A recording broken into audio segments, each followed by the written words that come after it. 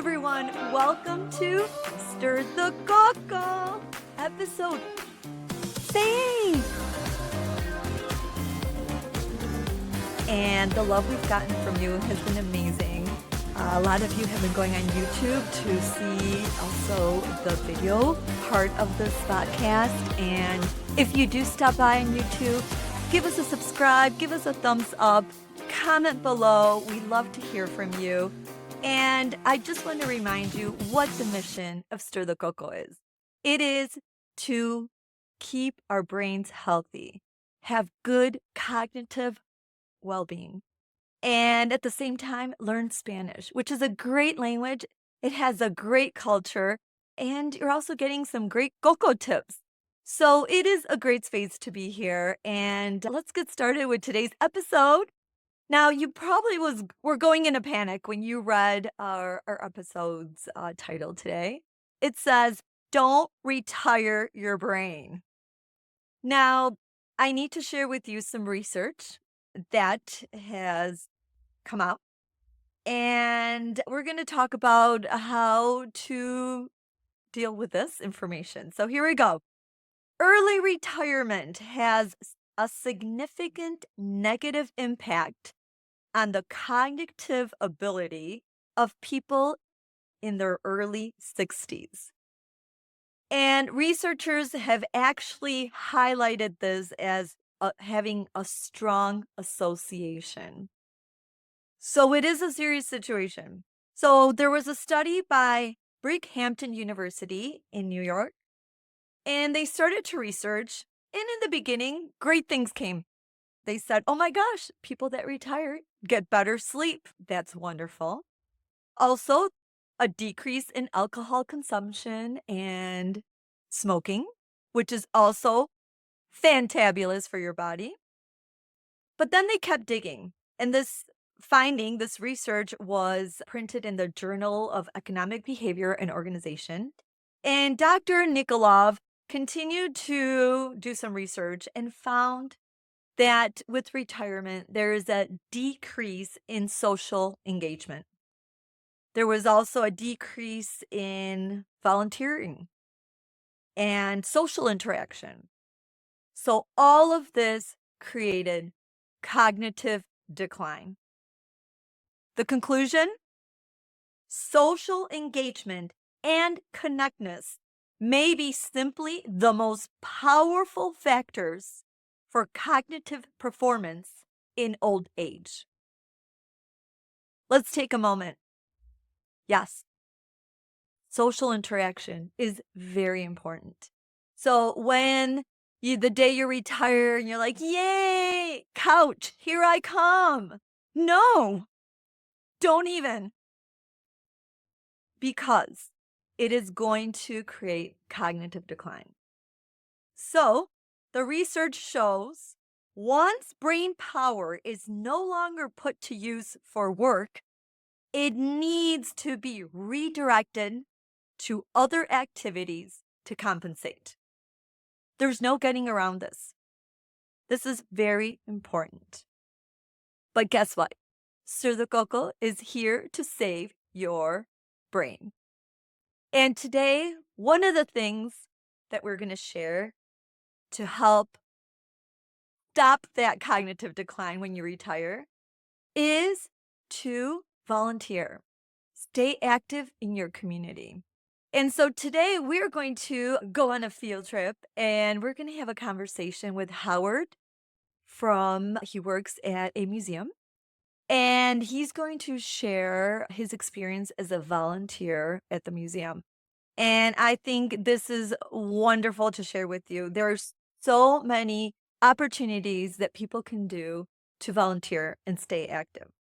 But before we get to our field trip with Howard at the museum, we're going to learn 3 phrases today in Español. I think learning phrases is a great way to sound like an advanced Spanish student in a short amount of time. And you've been with us, we really want you to sound like an advanced Spanish student. 3 phrases today. First one, the phrase for of course, because of course you're going to do something to keep your brain active. And this is the phrase for of course.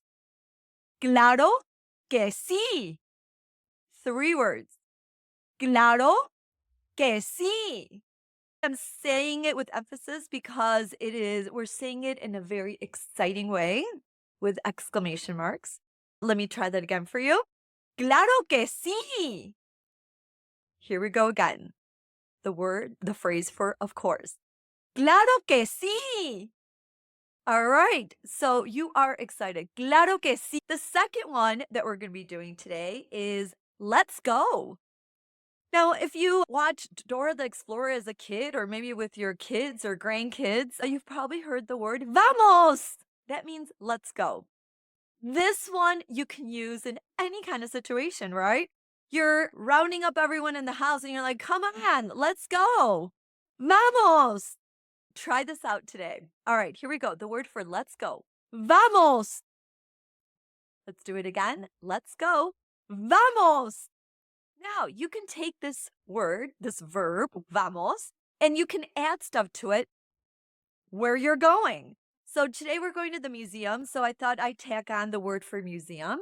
So the phrase is, let's go to the museum. Vamos al museo. Let's try that again. Let's go to the museum. Vamos al museo. Excelente. That means let's go to the museum. The last one means nice to meet you. And it was very nice when I met Howard. That would be a great phrase to say, oh, nice to meet you, Howard. And this is how you say nice to meet you in Spanish. Mucho gusto. Let's try that again. It's 2 words. Mucho, duck face, remember from episode 1? Gusto. That means nice to meet you. We are off to the museo. And I just want to say that this is one way museums are a great place to learn about culture, learn about history. And it is just such a magical place. As you can see in my background today, I have a little book called The Art Book. And like I said, art is very important to have in our lives. And I want to share, there's a student I had, every Monday, we share what we did over the weekend in Spanish. She went to the museum with her boyfriend. It was their date. They went to the museum on a date. And I thought that was fabulous. What a great thing. They're filling their brains with something good, with knowledge. And what a special thing to do. I really would like to share that it is great to be part of a creative community. That is wonderful. All right, let's go to the museo and meet Howard. Stir the Coco, and I was so excited to be here in the museum because we met Howard, and he's told me what a great thing it is to volunteer and be a part of the community.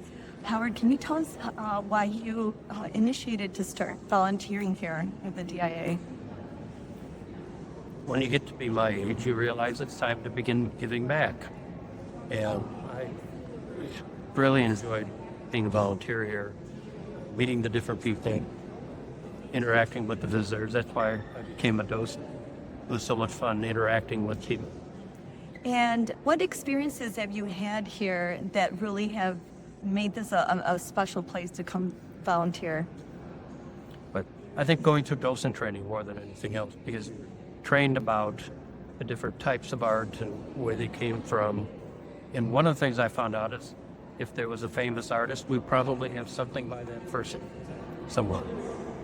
But just the ability to share with the visitors, try to get into what the artist was thinking and trying to get across, just having discussion. Howard explained to us here the murals of Diego Rivera and completely brought it to life. We weren't just standing looking at a picture, and that's why it really touched me to be able to have someone like Howard explain this to us. Howard, do you have people in senior ages come visit to the museum? Oh, we have seniors come all the time. They usually have tours set up for them. We'll give them highlight tours of the museum, talking about the most famous pieces that we have. And then I'll come in here, finish up with Rivera Forest. And a lot of seniors haven't really been here, or haven't been here for a long time. Exposure to art is definitely one of the great things that can stimulate our mind and open up our world, and there's no age limit, right? Thank you so much for your time, and Thank you for having me. I know it's a little unexpected, but it just filled my soul too for everything you shared. And so thank you so much, Howard. Thank you, everyone. I hope you enjoyed my conversation with Howard at the museum. And this might inspire you to go out and volunteer and be part of your community. And Moda alert, fashion alert, if you can't, if you're not watching us on YouTube. Today I am wearing the color burgundy, color vino, because that is a color that's on trend for fall. So go grab your color vino sweater, pants, headband, whatever you have. And then I paired it with a necklace that's in the shape of a bow. I think it's from Free People. So yeah, that was the fashion fit for today, in case you can't see us. And I hope you enjoyed today's episode, and I'll see you next time. Adios!